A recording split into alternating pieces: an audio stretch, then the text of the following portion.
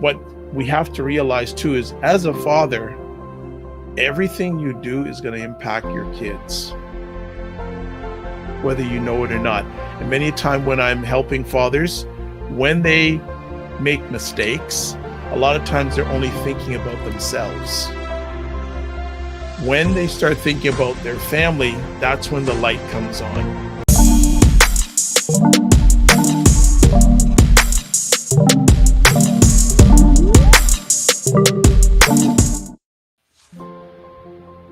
That's a key moment.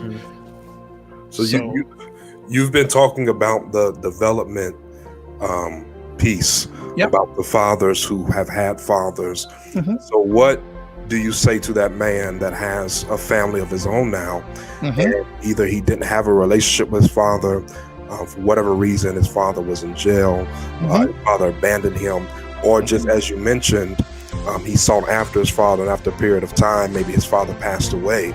So how does that father who doesn't have that model, that example to follow, how does he learn how to be present and how to communicate and how to exemplify, say that he has a son? How does he show his son how to be a father when there was never example or exemplified for him? Great point, and it's always an ongoing challenge. I think one of the things that, and I guess people are beginning to tag me on this, but I believe that before he became a father, he's a man. So when I call it work, when I do my passion with fathers, I want to develop the man first, because the better man he is, the better father he's going to be. If he was not raised or did not have a father in his life, we have to identify that. Well, first things first, he's got to ask. Unfortunately, a lot of times pride comes into the way, and as one of the books I read says, pride comes before a fall.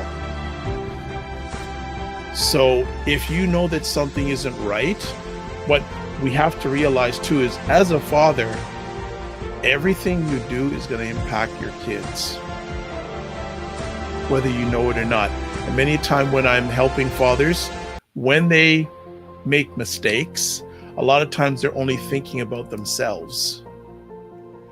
When they start thinking about their family, that's when the light comes on. They have to realize that they have impact. If you haven't had a father in your life or not had a father figure, I feel for you. Truly and honestly, I feel for you. But that shouldn't prevent you from wanting to be the best father that you can. There are organizations, there are areas out there, and one of the things I say, that every man, whether he's a father or not, should have 2 or 3 men in his life that are going to love him during the good times and love him during the bad times, because you're going to have both.